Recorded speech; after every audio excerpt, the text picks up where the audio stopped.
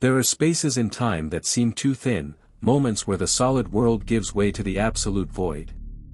We rely on the dependable rhythm of the clock, the certainty of our routines. But what happens when the morning begins as usual, yet the person expected to step out the door simply doesn't?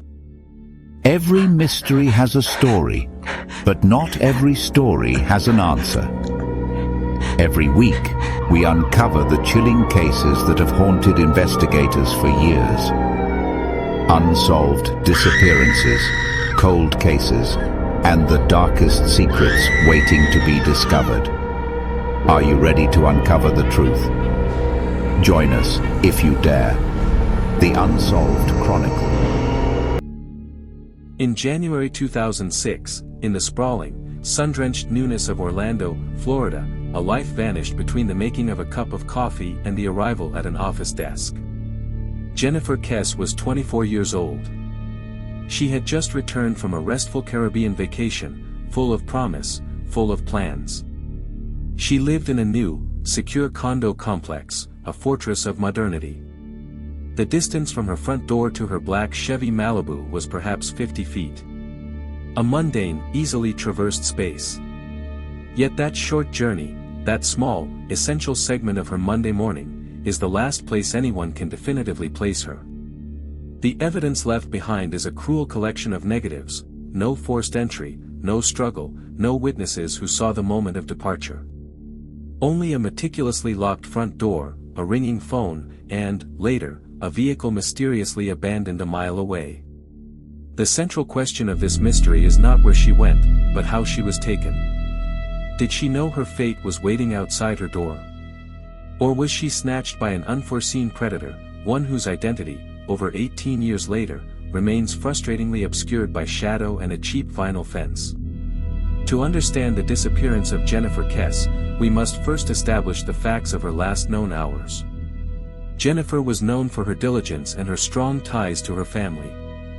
She had recently bought a condo at the Mosaic at Millennia Complex in Orlando, securing her independence while working successfully in the finance industry.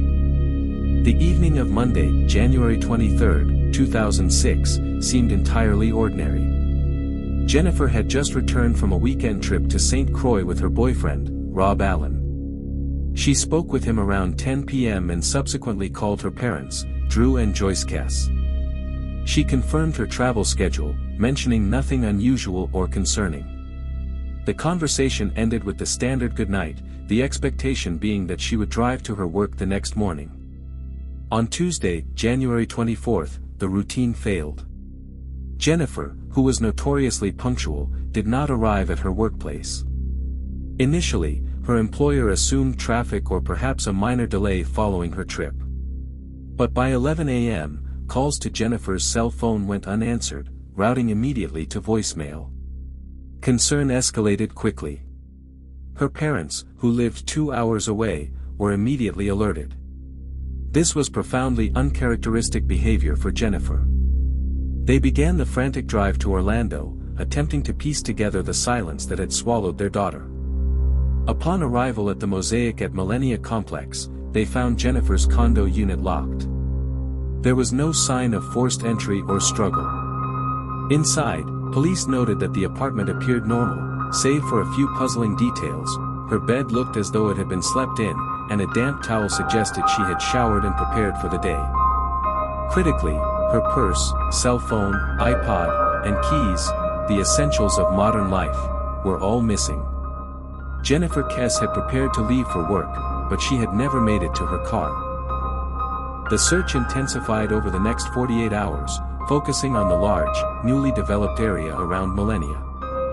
Then, on Thursday, January 26th, 4 days after her disappearance, a breakthrough occurred, a discovery that solved one mystery, only to replace it with a far more terrifying one. Jennifer's black 2004 Chevrolet Malibu was spotted nearly a mile and a half from her condo, parked haphazardly in a visitor's spot at the Huntington on the Green complex.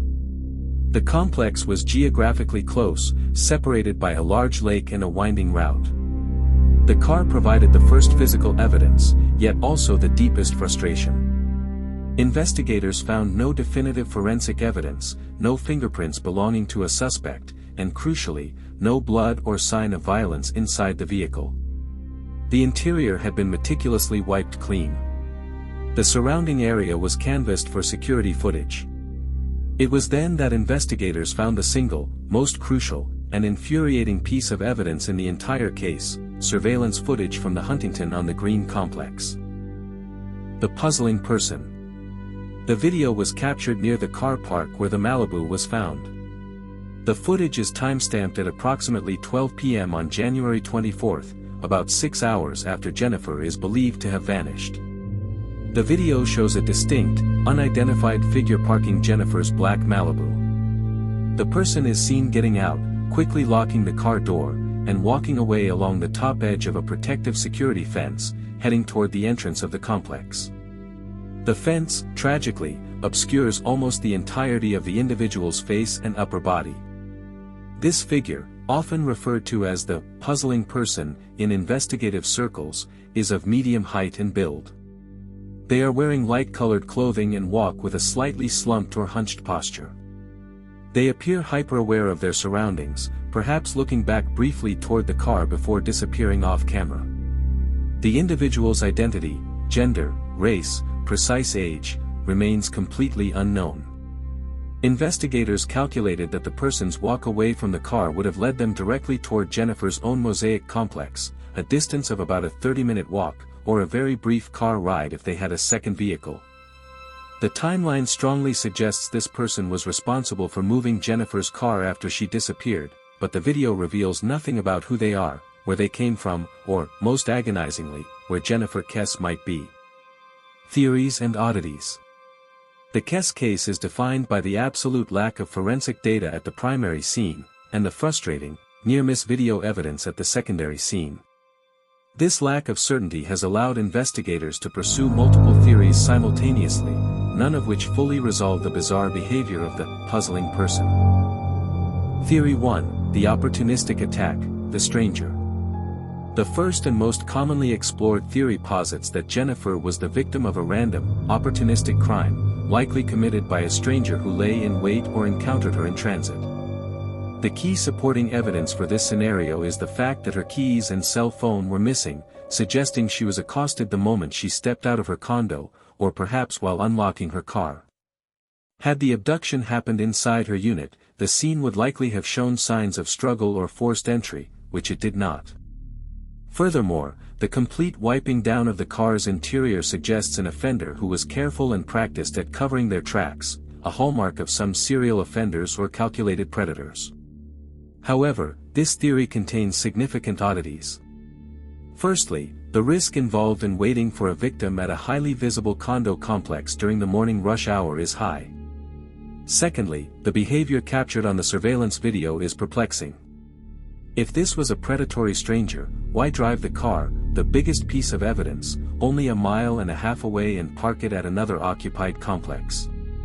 Typically, offenders abandon vehicles in remote areas or immediately strip them. Some investigators have speculated that the person may have intended to use the car later, or that they moved the vehicle simply to create a wide berth of time and distance between the primary crime scene and the discovery of the evidence. The fact that the car was ultimately parked within walking distance of the Mosaic suggests the perpetrator either lived nearby, or returned to their own mode of transportation hidden close to Jennifer's complex. If the latter is true, it suggests deep, chilling premeditation. Theory 2, the construction worker connection. The second major theory focuses on the transient population surrounding the new condo complexes. In 2006, the Mosaic at Millennia was still undergoing significant construction, meaning hundreds of laborers, contractors, and subcontractors were on site daily, often early in the morning, and with limited background checks or long-term accountability. This theory was strongly pursued early in the investigation. The complex nature of the development meant that many strangers had legitimate reason to be near Jennifer's unit in the early hours of the morning. Furthermore, the clothing of the puzzling person in the video, light-colored shirt and trousers, is consistent with standard construction or maintenance work attire, though certainly not definitive. The opportunity for a crime of proximity is high here. A worker, familiar with the grounds and the routines of the young, professional residents, could have observed Jennifer's movements, intercepted her near the car, and then used the distraction of the construction zone to initially conceal their actions. The main contradiction to this theory lies again in the movement of the car. If the perpetrator was a construction worker, they likely would have had their own vehicle nearby, parked either in the construction lot or an overflow area. Why drive Jennifer's car away from the site, only to leave it parked in another complex, requiring a highly risky 30-minute walk back across major thoroughfares in the middle of the day? One plausible refinement to this theory suggests the perpetrator was not a daily worker, but perhaps someone doing work temporarily at the Huntington on the Green complex.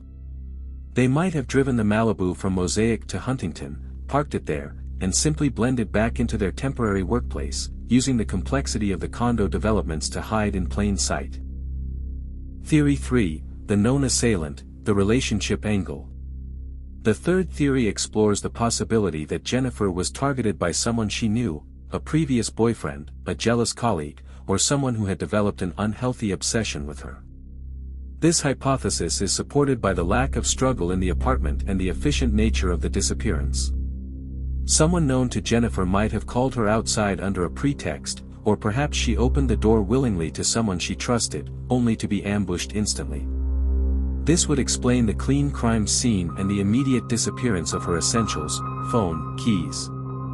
Furthermore, the timing of the crime, immediately after she returned from a trip with her current boyfriend, suggests intimate knowledge of her schedule and a potential motive rooted in possessiveness or jealousy.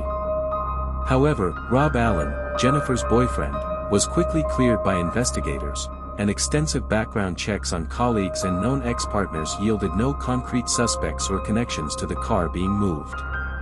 The oddity here is accountability. If this person knew Jennifer, they had a relationship and a history. In a digital age where her disappearance was highly publicized, the perpetrator would have had to maintain total silence and complete control over their emotional life for nearly 2 decades. The pressure and paranoia inherent in covering up such a massive crime, especially for someone known to the victim, usually leads to a mistake or a confession. In the Kesse case, that crack has never appeared.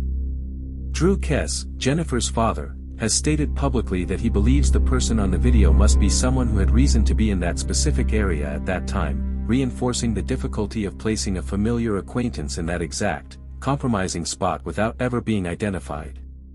The puzzling person remains an enigma, a ghost in the machine, whose motive and connection to Jennifer Kesse are equally unknown. Case status plus call to action. The disappearance of Jennifer Kesse remains an active, open investigation.